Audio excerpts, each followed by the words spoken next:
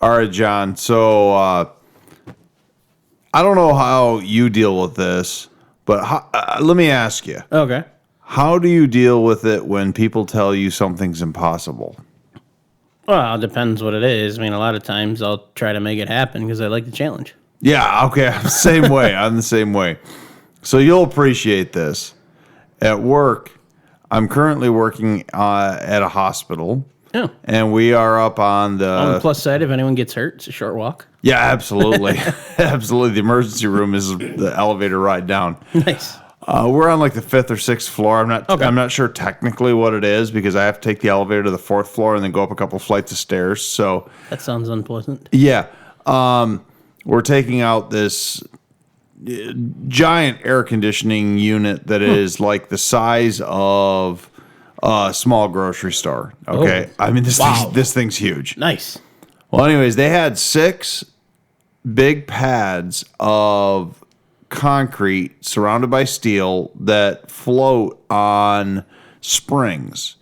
And these were for vibration dampeners for big motors that they had up there. Okay. I call them the world's worst trampoline because, you're once we get the motors off these things, we jump on them and they bounce up and down.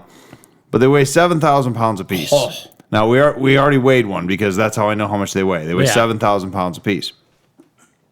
Everyone in our company, the people at the hospital, the project managers, everything said those cannot be moved in one piece because the problem is they're 200 feet inside the building.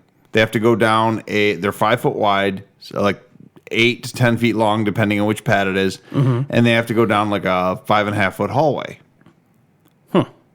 Okay, so these guys were like, these have to be cut up, jackhammered apart in place because it's a mixture of steel and concrete, and there's no way that you can get them out there. Yeah. And when they told me that, I'm like, no, that's going to take forever. And challenge accepted. Yeah, exactly.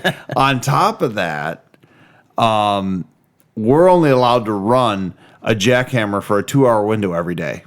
Ouch. Yeah, so that would take probably 4 or 5 hours per pad to get apart. So Jeez. I was like, all right, no, there has to be another way. I can get these out of the building. Yeah. Told everybody that. I said, no problem. I can get these out of the building. Oh, one of the other challenges is these 7,000 pound pads of concrete and steel. We also have to go over, depending on where they're located in the building, we have to go over at least 3 4-inch deep trenches and then at least 3 4-inch high concrete curbs. Sounds like fun. Yeah. So, and I have no heavy machinery up there because you can't support, the floor can't support it. So I decided that I was going to do this like my ancestors did when they built the pyramids. I didn't know your ancestors were Jewish slaves. No, aliens. Oh. Huh?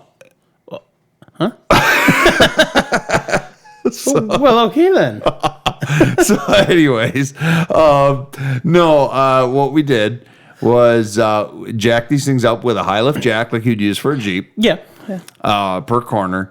Put giant furniture dollies under the corners of these things, and then another pivoting device with some wheels, and then I filled all the trenches with 4x6s and wheeled these things. It took about 2 hours per pad to get them out to the roof of the building where we could then take them down with a 20-ton crane. So, nice. But it was fun because people were like videoing the whole thing and jumping up and down and hooting and hollering and saying, This is the stuff of legend. They couldn't believe that we actually got these things out of the building in a whole piece. That's funny. Yeah, it was a lot of fun. So. Nice. It's not a 4x4 thing, but it was just something fun we've been doing. There's 4 wheels per furniture dolly. You probably use at least 4 furniture dollies, I would imagine. Well, actually, no. I used one in the rear, and then I used this little thing we call a tank that has a treads on the front. I know what those are. Those are cool. You've seen those? I've used them. Really? Yeah, I've moved a scuba compressor with that once. Oh, they're awesome. I need one. Yeah. I need one, man. I mean, I could talk to the guy. I'm sure he's not going to part with them. No. I'm just going to steal one from work, and I'm going to keep it in my truck all the time. No, you mean 2. 2. So, yeah, we use those, and it's working great. Nice. It's just, it was a fun thing to do. But, that's the thing, if somebody tells me something's impossible, I moved a bank vault like I told you last week. I believe the proper response to that's impossible is bet. Yeah. Well, that was kind of the thing with this slab. We're all talking there, and we said we're all like betting back and forth between each other how much this thing weighs the first time before it got on the crane, because the crane has a digital scale. Nice. And everybody had guessed between like 35 and like 5,000 pounds, and 7,000 pounds. And then everybody's like, we just moved 7,000 pounds by hand. Well, now here comes the question, because following the Price is Right rules, who was the highest without going over? They win. Yeah, that's true. That's true. I think actually one of the new guys, because he looked at it and he's like, I think I'm about 52 on that. And so, yeah. Nice. But the supervisors, after all that, were pretty impressed, so they bought us pizza for everybody. Nice. So that was kind of nice. But Sweet. But anyways, talking about things that are strong and things that are weak, I think today being, you know what episode this is, right? Well, I mean, I know we discussed earlier, but episode 30. Yeah, it's episode 30. And I think only fitting because, I'm a numbers guy. I think we should talk about the most common Jeep front axle of all time, the Dana 30. I'm okay with that. You scared me. You said things that are strong and weak. I thought you were going to talk about my skill in the dating pool. Oh, jeez. Very weak. Very weak. All right, John. Let's talk about Dana 30s Sounds today. good.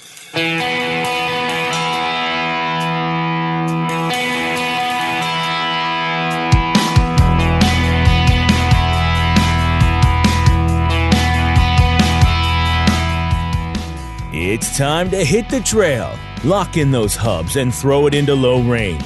Because you are listening to Wheelin' with Keith and Johnny Orange, broadcasting from the Thin Line Off-Road Studio.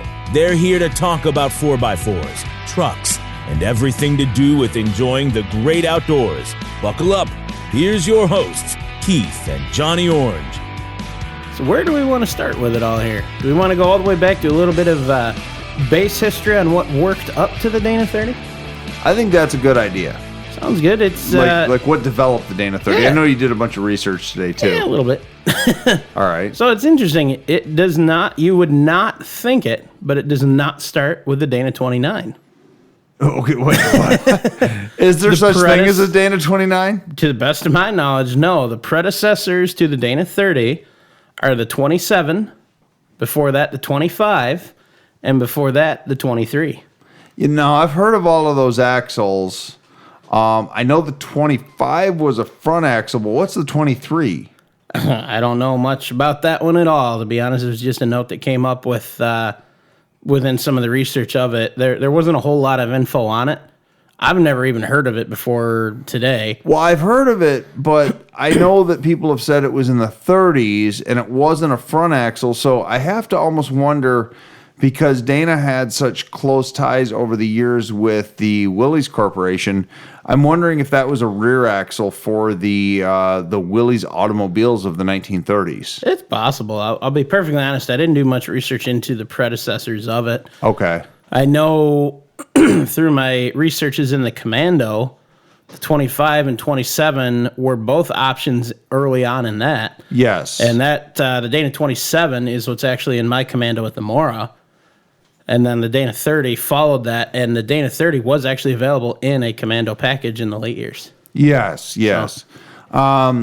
So, those early axles were all fairly light-duty axles that were found mainly in Jeeps. Yes, obviously based on the design before and slightly improved for the following model. Exactly. So, yeah. But in my research, because I was trying to find out, because this is something I didn't know. I'm just an encyclopedia 4x4 knowledge, and I for whatever reason, years and dates stick in my mind, and I remember them for a long time. But something I didn't know was what year did the Dana 30 come out? And so I started doing some research, and it appears that the first introduction of the Dana 30 was actually not in a Jeep, but in the Ford Bronco when it came out in 1966. I was not aware of that. Yeah, and then there's notes that it was optional in the CJ line of Jeeps in the late 60s. Yes. So, soon after the Dana 30 came out in the in the Bronco, in 66, it was also available in the Jeeps. Yes. And we need to pause here for a minute. Some of our listeners who maybe don't realize this, Dana Corporation is not specifically a Jeep brand. Oh, no, they multiple platforms they qualify across. They have produced axles for the Detroit 3, GM, Ford, Chrysler. They've also produced axles for Isuzu. They've produced axles for, I believe at one time, and I could be mistaken on this, in a limited production Nissan. They have produced axles for industrial equipment. They've produced axles. So they're an axle manufacturer. I don't remember. I think we discussed this at some point in one of our prior episodes, but there was a huge partnership with Spicer at some point. Yeah, and no, I don't remember exactly what the corporate structure of Dana and Spicer was. I know they are now the same company. Yes. I think that Spicer was like the U-joint manufacturing division, and Dana is the axle manufacturing division, something like that. It was something to that effect, yeah. I don't remember what we discussed on that, but it was something to that effect. Yeah, exactly. So in '66, the Dana 30 came out in the Ford Bronco. And so now, people are probably thinking, okay, why are we talking about Dana 30s now? Like we said, this is our episode 30. But the Dana 30 is mostly tied to the Jeep because in the Ford Bronco, the entire history of the Dana 30 in Ford products altogether can be wrapped up in the first generation Ford Bronco within just a couple of years until it was replaced by the Dana 44. Yeah. So first couple of years of the Ford Bronco, you get a Dana 30. After that, Ford stopped using a Dana 30 in any of its products. And since then, the Dana 30 front axle has been used exclusively in Jeep brand products. So, 99% of your Jeeps that have been produced that are solid front axles since the late 60s to today come with a Dana 30 front axle. Yeah, it is and the most some variation of another. Exactly. There's several variations. Stupid common. We're going to cover them. Anybody who starts in the four-wheel drive world, if you're in a Jeep, you're starting with that. Yeah, it's a base. Are you going to build what you have to work with that, or are you going to swap that out for something else? You're always, always, always starting with that. Exactly. And I would like to get towards the end of this episode into a discussion a little bit about whether we should keep the Dana 30 or we should swap it out for something else. Yeah. But for the time being, let's say you've got a Dana 30. You bought I have many. Yeah, you have many. I have 3 at my disposal as we speak. Okay, so if you own a CJ, a YJ, a TJ, a JK, or even a JL, The JLs have them too? So here's what I found today. I was pretty sure they did, but they apparently, even though they're still a Dana 30 based front axle, they now have a different name. They're like the something SL 125 or something. They changed the designation I of it. wasn't aware of that. Yeah, so If they're any of those parts interchange. no. It sounds like it's a completely different front axle, although all of its lineage goes back to the Dana 30. Oh yeah. So I guess for the most part, you can say that in the Jeep brand, the Dana 30, its life went from CJ5, CJ7 up to JK. Yeah. And that's really the life of the Dana 30 right in there. Now, and I promise we're going to try to not get insanely technical here. I mean, we're not going to be talking about necessarily ring gear diameters, and we're not going to be talking about necessarily torque ratings and all these types of things. What we're going to talk about is gloss over. General gloss over. Variations. Yeah. What are some of the better ones? What are some of the worst ones? And when should you decide to maybe keep the axle you have, and maybe when should you swap it out for something bigger, or maybe even for another better Dana 30 version? That works. So, how do you want to do this, John? You want to talk about chronological, or do you want to, how do you want to jump around? Chronological is probably the better way to go. Easiest. I don't know how close we are to our first break here. Actually, I think we're getting a little bit close to it. Producer Andrew, would you agree with that? Getting close to our first break? No, I don't think so, John. I think the look that he just gave you. Well, do you need a break, John? No, I'm good. Okay. Just okay. So first generation of the Dana 30. Let's go back to the Ford Bronco for a minute. In the Ford Bronco was a it was a drum brake front axle. Yep, a lot of them started out that way. Exactly. They all did. Not a lot of desirability there. No. If you have an early Ford Bronco, there are kits to convert your Dana 30 to discs. You can also use some factory parts to do that. Yeah. But the Ford Bronco Dana 30 is a low pinion Dana 30, not highly desirable, really not something that worth putting a lot of time or money into. Same thing goes with the early CJ Dana 30s. Drum brake front axle. Some of the parts, most of the parts are still pretty readily available, but I'll say this, one of the plus sides to some of the early CJ Dana 30s though was the locking hub options. Well, yeah, and they had a true spindle and bearing. Yes. Yeah, they Yeah, didn't the have... late models don't have any of that. No. But the early models, I believe they were all the passenger drop axles. And they had some of them had the Warn premium hubs as an option. Some of them used the later model Warn, the non-premium hubs, where they have 5-bolt that was not as good as the early version of them, if I remember correctly. So there were some good things about the early ones. Well, okay, so here you go. If you're going to talk about the early ones briefly, the Ford Bronco was a driver drop front axle. Mm-hmm.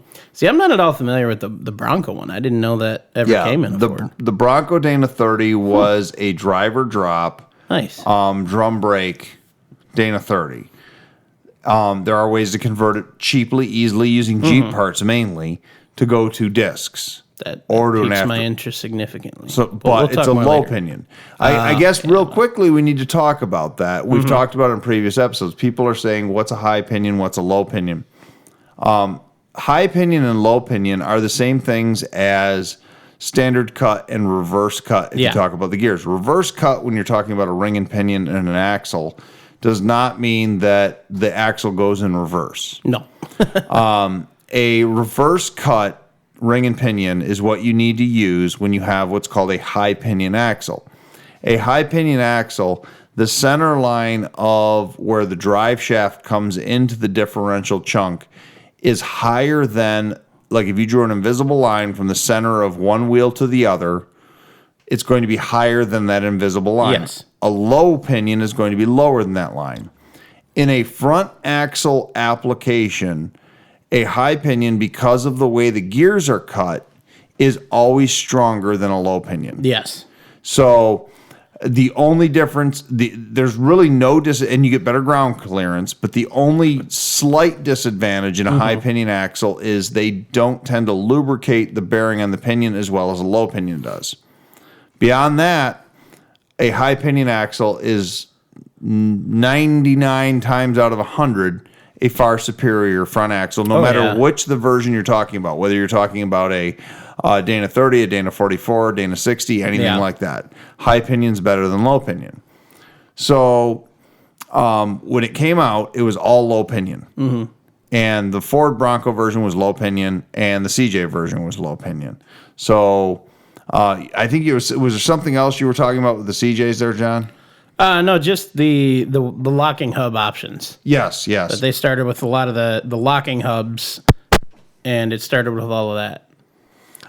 Yes, it did. So the Dana 30 got from the factory after it had already been discontinued from the Ford Bronco line. In 1976, the CJ line of Jeeps, you could get disc brakes as an option on the Dana 30 front axle, but then 77, it was standard. Yes. Now, of course, that's a nice brake upgrade. Oh, yeah. And now we're getting into axles that are something that you may want to consider swapping into something else. So I guess for the most purpose, for most people, whether you're talking about upgrading your current Jeep axle or swapping the axle into something else, the best Dana 30s are going to be 77 and newer. Yeah. Oh, absolutely. So, going back to the CJ line always had the low pinion, like you said, passenger drop, which means that the differential is sitting on the passenger side of the vehicle. Yeah, right as center. Okay, yeah, right as center. That would make sense. Make sense.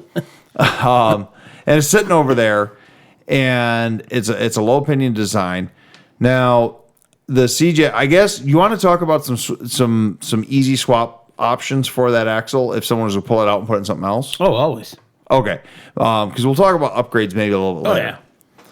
The CJ Dana 30 front axle is a 5-on-5.5 wheel pattern. Mm-hmm. That happens to be the same as the Suzuki Samurai and the Chevy Tracker and the Geo Tracker. Yeah. Now the Samurai is a little bit. Weren't some of the Scout 2s the same pattern? Yes. I know one of the notes I came across, the rotors, calipers, and pads were compatible with the Scout 2. Okay. Well, the Scouts already had better axles in them. Oh, yeah. So they went from the 27 right to the 44. Yeah. That was a good idea. Yeah, exactly. But the Chevy Tracker and the Geo Tracker are wider vehicles than the Samurai was.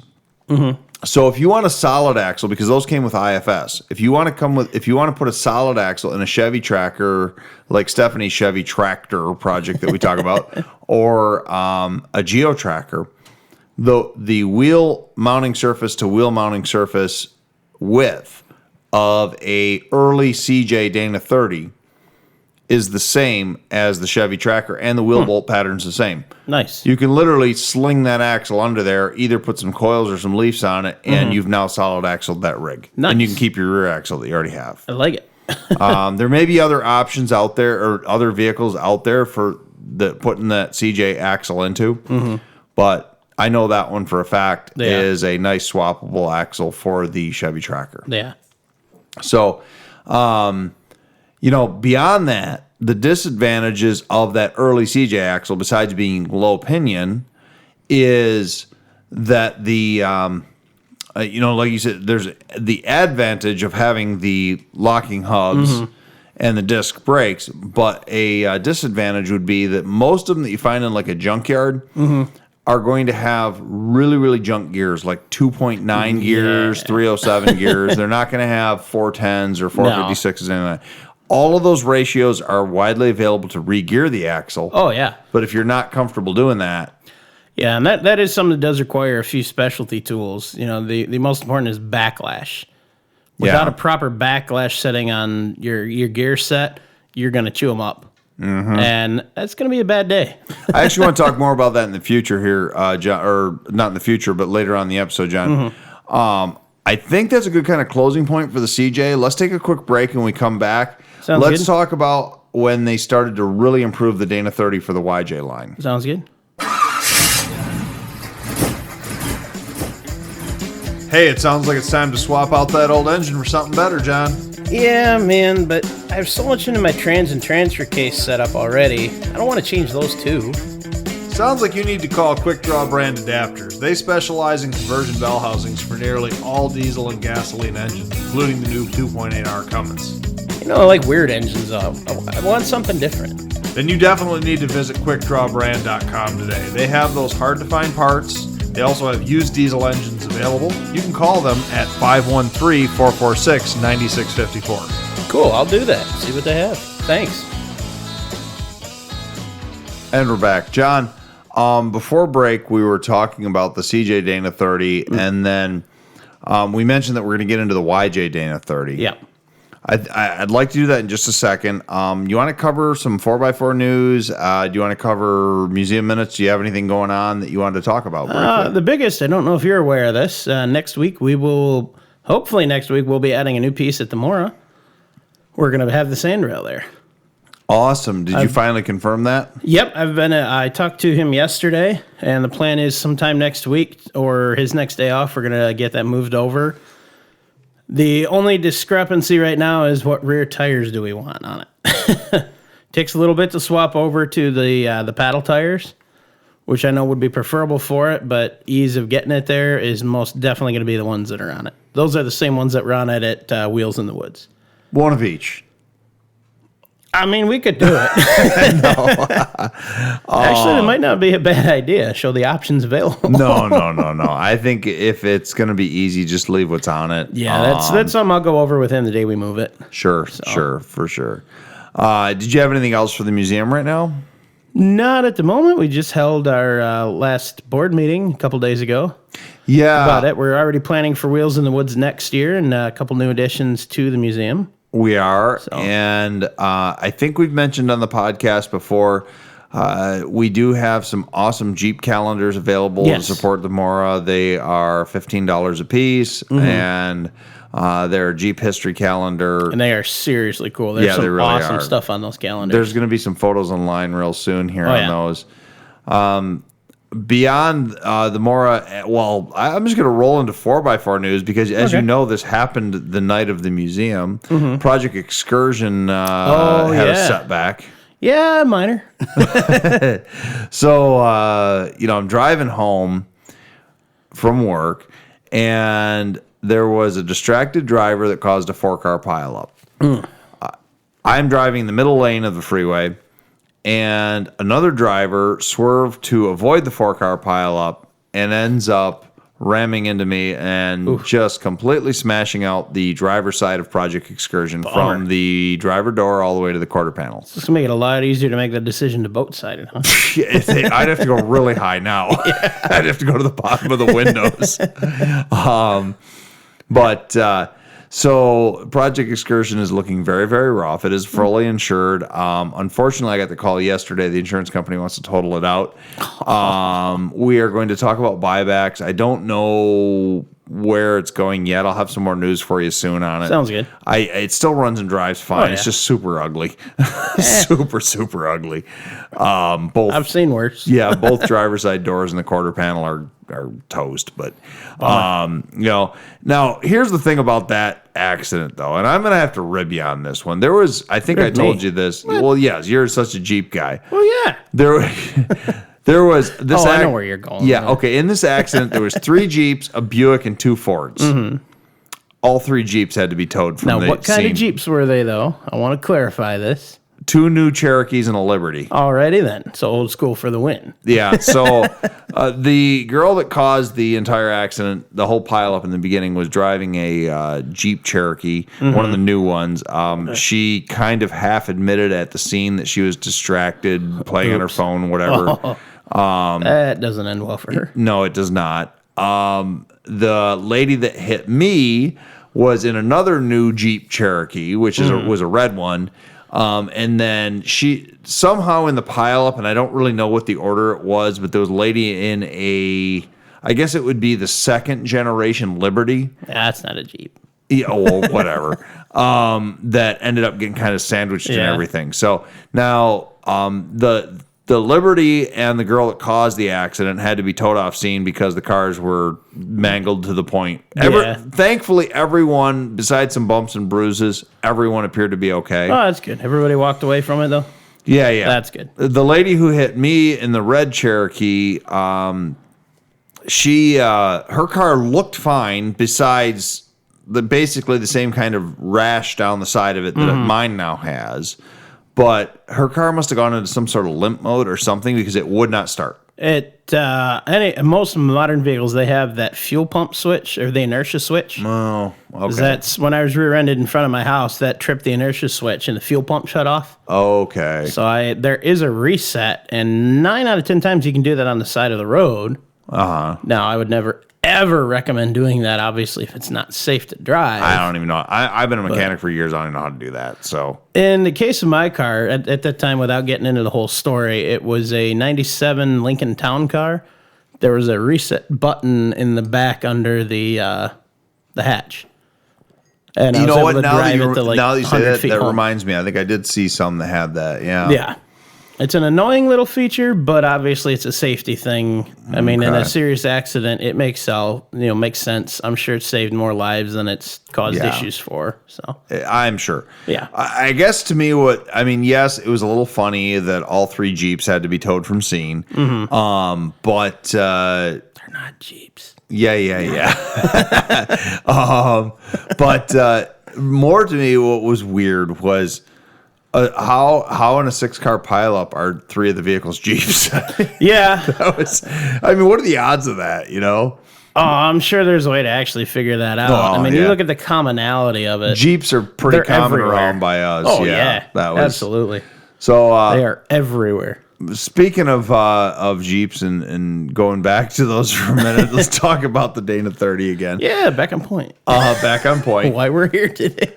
The first modern version of the Dana 30 of what is pretty similar to what we have today, although none of the parts interchange, would be when the YJ came out, the Jeep YJ Wrangler, in 1987. And the Jeep YJ Wrangler was the first time that we had a driver drop Dana 30 in a Jeep product. And we got rid of, as you were mentioning earlier, we got rid of the serviceable wheel bearings and the locking hubs, and we went to a unit bearing. So that was a little bit of a downgrade. But they actually cut some fat from the axle, and the axle got a little lighter, although stronger, because now it was a high pinion. Except they did go to that control axle, the vacuum disconnect thing. Yes. Love it or hate it, it's there. Yes. You know, it's part of the history. It's part of the evolution of it. It was a short-lived thing. Yes. I mean, assuming all things factory and to spec, it worked properly. Yes. It worked great. It was a great idea. A few years down the road, not so much. Exactly. And for those who don't know, what it did was it took the passenger side axle, split it in half, used a little vacuum motor that mounted on the side of the axle, and when you engage four-wheel drive in the vehicle, it modulated that vacuum motor to slide a locking collar on those two halves of the axle shaft, so you had four-wheel drive. Yeah, absolutely. And they do have cable setups you can put on those. One of the absolute poor man locker, selectable locker deals that people will do is they'll weld the front axle on a Dana 30 with that and then put the cable on it. And now your driver wheel always has power going to it until you engage the cable, and now your passenger side does as well. It's poor man selectable locker. Yeah, the problem down the road is as any component ages, you know, in particular vacuum lines, the connections start to get a little loose, so you lose some vacuum there. The hose might crack or kink. It doesn't work. Yeah. And even worse situations, this was a problem I had with Project XJ before the axle swap, constantly get a little bit of water in that motor or in the vacuum system or Stops something. working. Yeah. You can't get into four-wheel drive. Speaking of XJs there in Project XJ, the Dana 30 high pinion axle actually does go back to 1984 in the Jeep XJ. Yes. So the first time that we had this quote-unquote upgraded axle. Now, here's the weird part about this. The Dana 30 high pinion in 84 and 85 was available with and without that central axle disconnect. Really? I never knew that. The versions that had no axle disconnect had, instead of U-joints, they had CV shafts for axle shafts, and they were very weak. Yeah, a lot of the early models, they used a smaller size U-joint even anyways. Yes. It was not desirable. Yes, they did. So, you know, but in the XJ line and even the YJ line, now you had things like 355, 373, and 410 gears available. Even 456s in some rare optioned vehicles. I know those were extremely rare. Yes. At least in stock application. Yeah, in a stock application. Yeah. So, you know, now they've got this Dana 30 that is really light, and it now has a 5-on-4.5 wheel bolt pattern. It's the same width between the XJ and the YJ. They're trying to do some commonality between the lines. Although the difference is, in the XJ line, you had a coil spring suspension in the front, and in the YJ, you had a leaf spring suspension in the front. This axle continued production up until the end of the YJ line, and then it continued through into the XJ line. But for a minute there, I think we actually need to split the two. We need to mention that in 95 was the last year for the Jeep YJ with the 95 was the last year for the Jeep YJ with the leaf spring Dana 30 front. Late 95 is the most valuable Dana 30 ever made. Oh. Yes.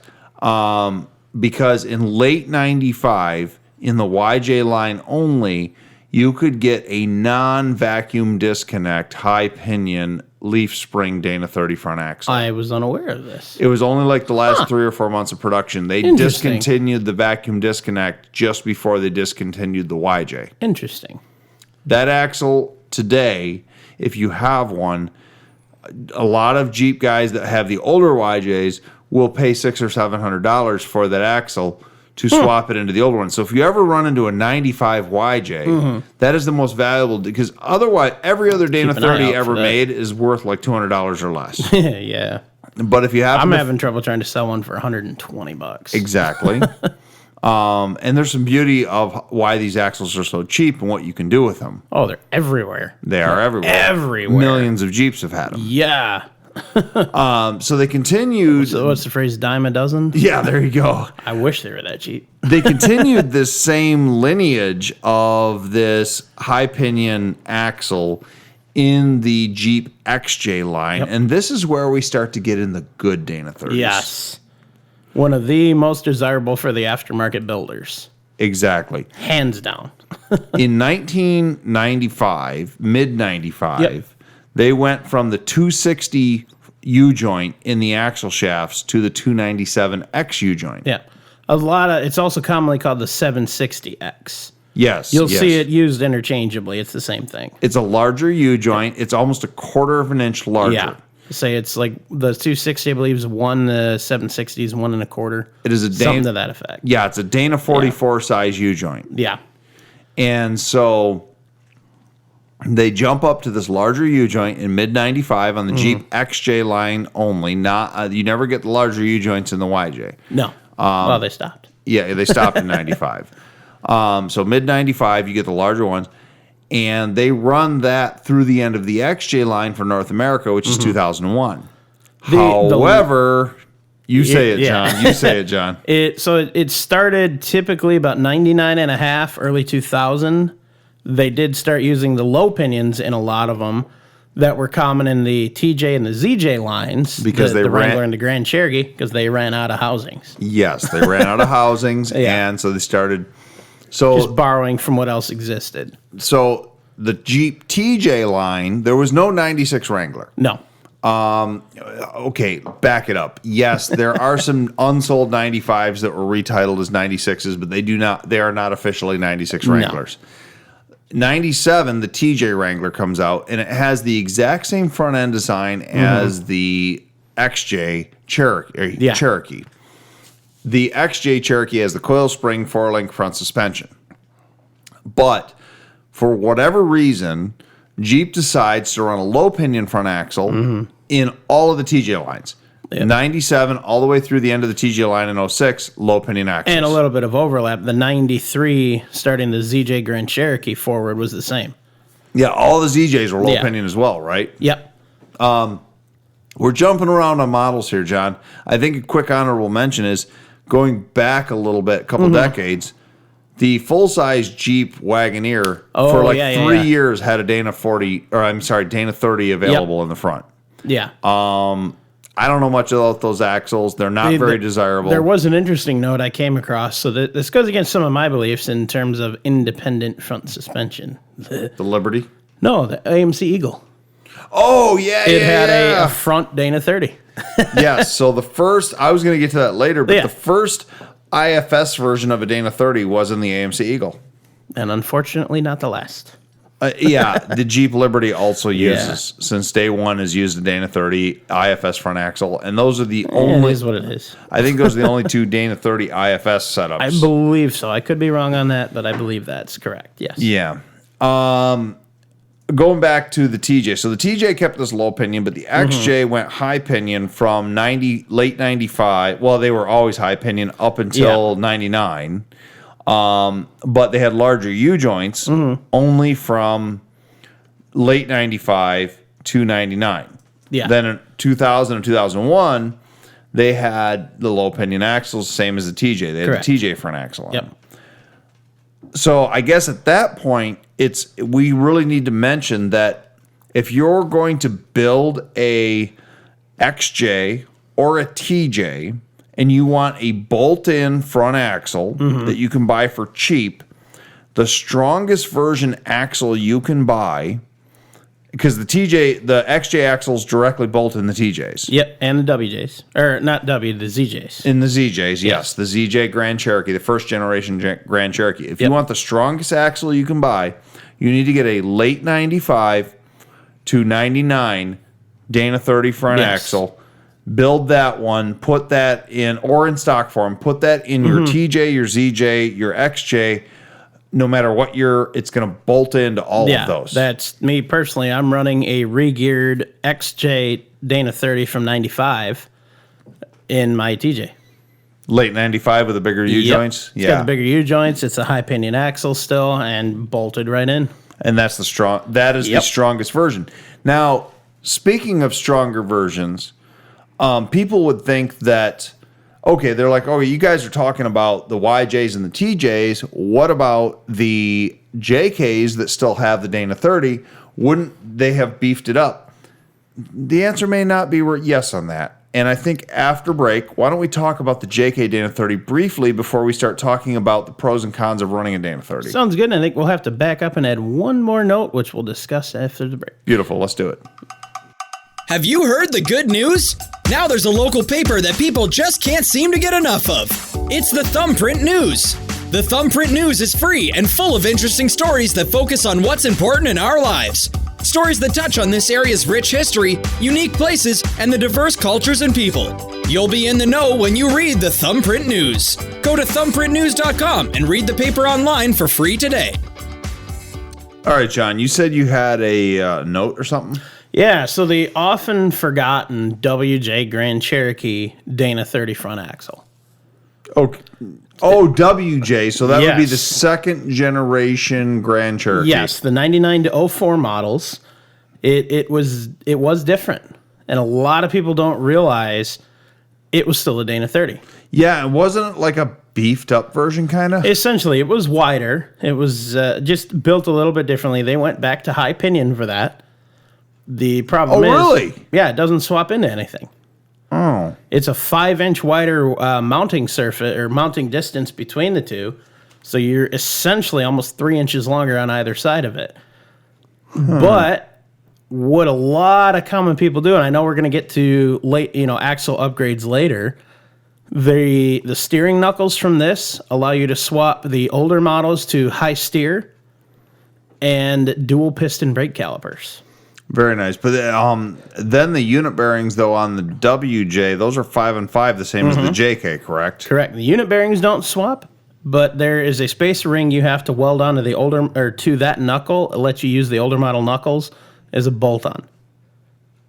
Okay, I think I see what you're saying. Yeah, and you said often forgotten. I forgot the WJ. Exactly. I remember that it was solid axle, but I forgot. I mean, I would have known it was a Dana 30 if I would have thought about it. Grand Cherokee.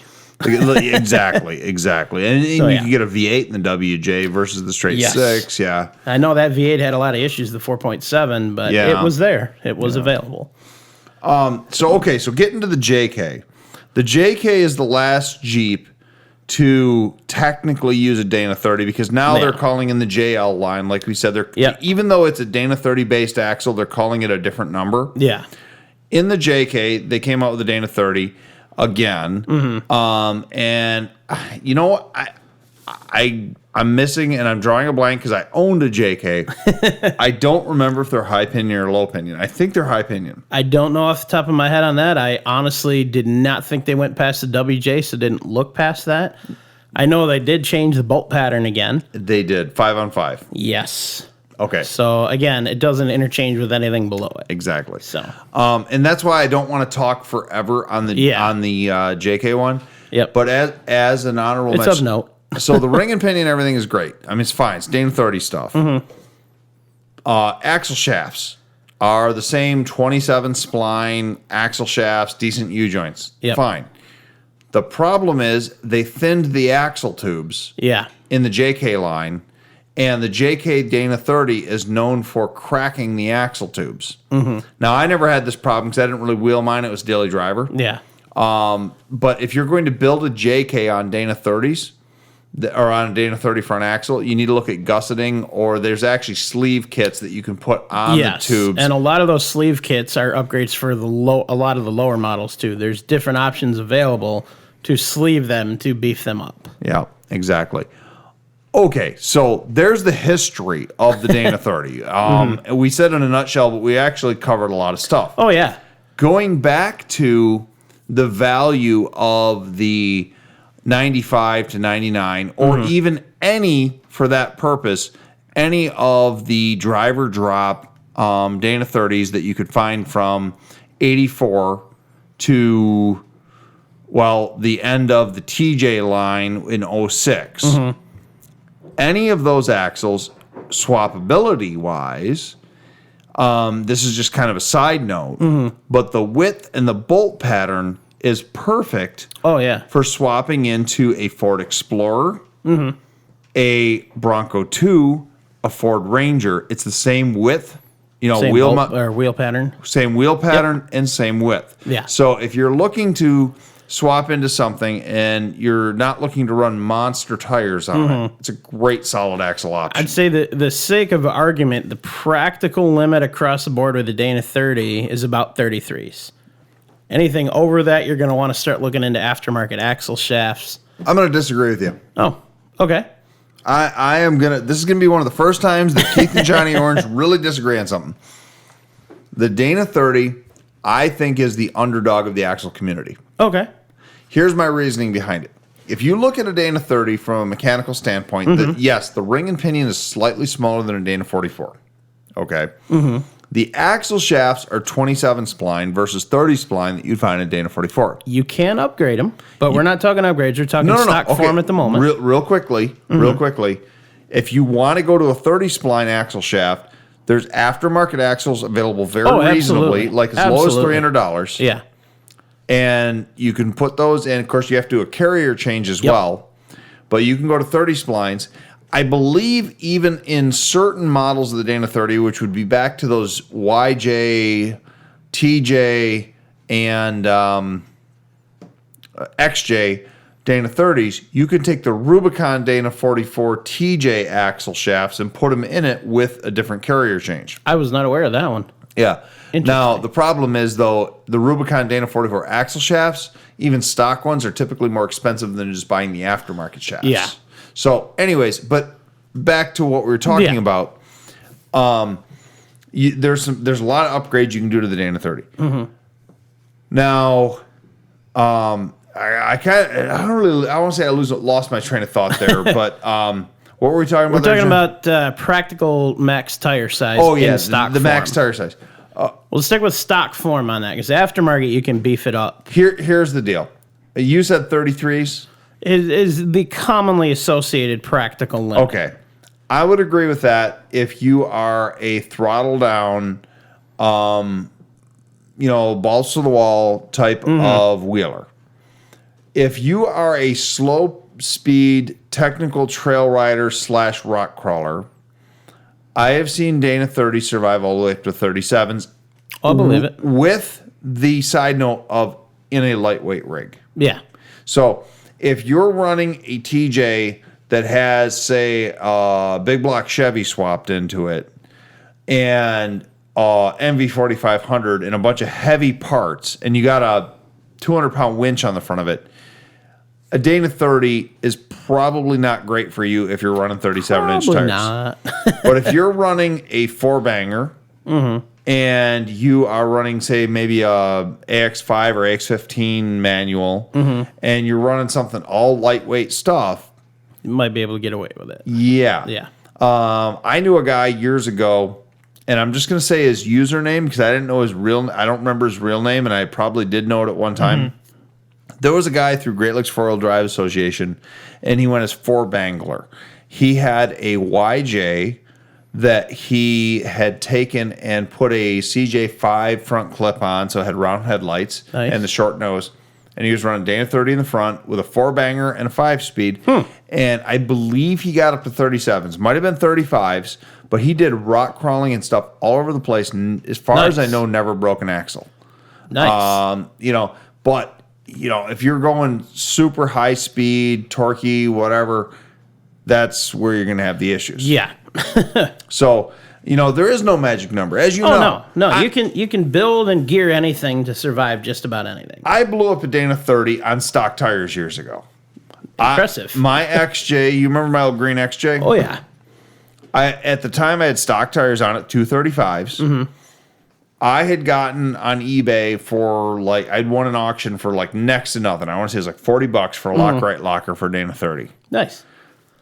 Opened my front axle, put the Lock-Right in it. So now I was locked, but I was on stock tires. It was fine for like a year. Well, then I had taken, and the U-joints were getting bad in the axle shaft, so I replaced the U-joints with some quote-unquote big box store that you may or may not have worked at one time, U-joints, instead of using Spicer U-joints. Yeah. Blew up, broke the axle shafts. I don't remember that part. I remember an issue you had with swapping an axle, stock. Anyways, yeah, I was pulling my four-wheeler out of the snow, and it was a straight line pull and just grenaded that thing. Ha! So Nice. But I digress, man. I digress. Going back to the Dana 30, what kind of upgrade? You can do RCV shafts. Yep, you can sleeve the axles. You can sleeve the axles. gusset it. You can truss them. So what an axle truss is essentially it's almost like a mini frame, so to speak, that goes from the left to the right, welds the tubes to the differential, so it's all more of one unit. So it really beefs up your mounting locations. It really makes all the mounts on it super strong. It's a good thing to do if you're going to be beating the crap out of it off-road. Yes. So I guess really, we've talked about the tire size thing. Here's the question really the final question, unless you have anything else. Should a wheeler or a Jeep, I'm going to say Jeep enthusiast, because if you have an early Bronco, the Dana 30 they had was crap. It was drum brakes, low pinion, all that. Pull it out, put something better in it. More common in a Jeep. We're related to that. So, okay, Jeep world. Should a wheeler keep the Dana 30, or should they swap something else in? I'd say that comes down to a question of budget. Okay. If you have the money, I don't know. I mean, that is a tough question. Because if you have the money, you're better spent probably putting it into a better axle. Okay, well... But there's more work involved in that. Okay, then, can I give you a trick question? Sure. What axle should they put in then? Oh, that's totally dependent on what they're doing. Oh, we're talking front axle. There's not that many options. There's a 44, there's a 60. You can convert the corporate 14 bolt to a front axle. You can get the 9-inch front. Okay. I'm not talking the super crazy custom stuff here. All right. What I'm talking about is the somewhat readily available options, which are pretty much 44 and a 60. 44 and 60. Yeah. I have made this argument with a number of people over the years. And once we've talked about it for a minute, they have said to me, I never thought of it that way. Tell me the benefits of going to a Dana 44 over a 30 versus a 60. The number one thing that comes to mind is stock part availability. What? If you build a Dana 30, you're looking at all aftermarket parts. If you swap a 44 in stock form, which is going to be beefier and stronger than your stock Dana 30, you can go to the auto parts store and get whatever you need off the shelf. Any auto parts store. Okay, I'll give you that one. I'll give you that one. If you look at the numbers, and like you said, we've talked before, I'm kind of a numbers guy. I don't have the exact numbers in front of me, but I remember off the top of my head, a Dana 44, the axle shaft size and the ring and pinion size is only something like 11% stronger than a high pinion Dana 30. And in fact, in independent testing, low pinion Dana 44s have been proven to be weaker than a high pinion Dana 30. I could see it. So why would a wheeler take his hard-earned money to, say, take an XJ with a Dana 30 or a TJ with a Dana 30, pull that axle out, and then just put a Dana 44 in it? To me, it's like apples to apples there. If you're talking strictly stock to stock, then yeah. Yeah, so correct. I'm thinking that the Dana 44, and I do want to do a Dana 44 episode in the future, maybe episode 44. I like it. All right. But the Dana 44, in my opinion, is a pointless axle to swap in to replace your Dana 30. If you have a Dana 30, well, all right, let me back up. To replace your good Dana 30. Okay. If you've got one of the high pinion, and you've got Big U-joint axles. The big U-joint axles. Now, if you don't, then maybe it's better to swap in that axle because it's a direct bolt in. Mm-hmm. Now, if you can find it, they are extremely rare in the XJ, TJ, ZJ lines. There's very, very few builds. I know there's some Canadian builds that had that 44 front axle as an option, but they are so extremely rare. It's almost not even worth considering. That's a rumor, dude. I don't believe it. I've seen them. Really? That's not the Rubicon? I should say I've seen one. It was not a Rubicon. You're not talking the rear? Nope. It was a Grand Cherokee, a ZJ, with a front Dana 44 from the factory. I don't know. I think you're pulling my leg there. That was to the best of my knowledge, I should say. Okay. That was the stock application. All right. It may not have been, in which case I'm going to have to talk to that guy. All right. What I'm talking about here is so say you got a CJ. Mm-hmm. You're obviously not going to swap a driver drop front axle unless you're doing a transfer case swap. Correct. So if you got a CJ and you're pulling out the Dana 30, put a Dana 44 on it with disc brakes and all that. They're everywhere. But if you're talking about an XJ, a YJ, or a TJ, you're going to be better keeping that Dana 30 until the point where you think Dana 60s are a necessity. Yeah. And Dana 60s, in my opinion, and I think in a lot of wheelers' opinions, are going to be 37 inches and above with your tires. Oh, yeah. So if you're only running 33s or 35s, you're fine with what you got. You can build it. Don't let people tell you, because they will. Mm-hmm. Don't let people tell you your Dana 30 is weak. No, it's a great starting point. If you're starting out, until you get to the hardcore off-road only rigs, they're great. And fairly cheaply, you can build them. You can build a solid Dana 30 pretty cheap.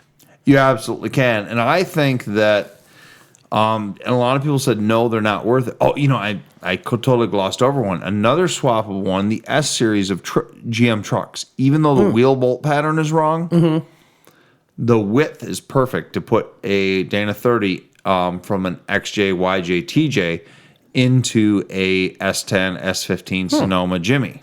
Nice. So they are a swappable axle if you use the right one. You got to be smart about it. Yeah. Basically, what we're saying, folks, here is that don't throw it out yet. Don't throw it out yet. And the one that's really worth keeping or swapping into your rig is going to be the late 95 to 99 Dana 30 front out of an XJ. Yep. Out of a Cherokee. Beyond that, if you've got a Dana 30 in a JK or a TJ, the beauty of having one in a TJ is any of the upgrades that you do to it, even if you have a low pinion, like let's say you do one of the aftermarket unit bearing removal where you go to a real hub and stuff like that. That was an upgrade we forgot to discuss. We did, yeah. And I believe there's junkyard ways to do it. There are, but I believe it usually changes your bolt pattern. And it requires some machining. A little bit, yeah. But there are manufacturers out there, two come to mind, that you can buy. I don't know if the one company still makes them, but you can buy a front hub conversion kit for your XJ, ZJ, TJ. I think you can get them from Warren, Dynatrack, and Spintech. All right, so 3. I know at one point Mile Marker made them, or at least I found a listing for them. I think you're right. I don't believe that Warren makes them anymore, though. Okay, all right. I knew Warren discontinued them, so yeah, Warren I'm pretty discontinued sure it was them? Warren. Okay. Because at a time I came across a used one that I almost bought, and I tried to find more on the website. It wasn't there. I see.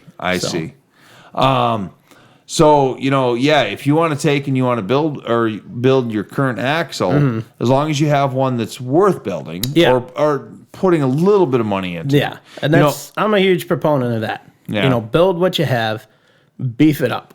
I guess on a final note there, let's talk about lockers for a minute. We've talked about lockers in previous episodes. My opinion is if you're going to put a Dana 30 together, don't spend $1,000 on an ARB locker. Don't spend, the Detroit lockers and all that. Go ahead and put like a Lock-Right or a lunchbox locker in it. Yeah, the Spartan locker is another brand of And them. just wheel the wee out of it. Yeah, and the lunchbox locker that we're discussing, the majority of lockers replace your entire front differential carrier. So what the gears ride on, you replace with a locker, whether it's air activated, electronically activated, or just always there, like a spool, for example, which would not be a good idea in a front axle. All right. The lunchbox locker replaces your spider gears. So what's inside the carrier is what replaces that. Exactly. And you can take a lunchbox locker, you swap the cross pin in the guts, and you're done, essentially. All right. Anyone can do that at home. So it doesn't require any special setup tools or anything like that. You want to finish this one out, John, on a challenge? We could do that. Or do you got something else you want to talk about? I had something I was going to say, and I forgot. I know. Oh, well, let's talk about it in the after show. If you're Okay. interested in the after show, go to patreon.com. Yep. Look up Wheelin', and you can talk in the end of the trail episodes. You can hear about that. Here's our challenge. Here's how I want to finish the Dana 30 episode. Go join the Facebook community 4x4 Talk. Okay? Post in 4x4 Talk the most extreme photo that you have of a Dana 30 surviving in your wheeling trip. So if you got I like 40s on it or something, so the most extreme photo that shows up on 4x4 Talk of a Dana 30 just absolutely ripping it up and surviving, we're going to send you a decal. I like it. So that's the challenge there, folks. Get your pictures, join 4x4 Talk, put your pictures out there. We're going to send you a wheeling decal. And on that, unless you got anything else, John, why don't you do your thing? I don't think I do at the moment. So thanks for listening, and have a good one, everybody.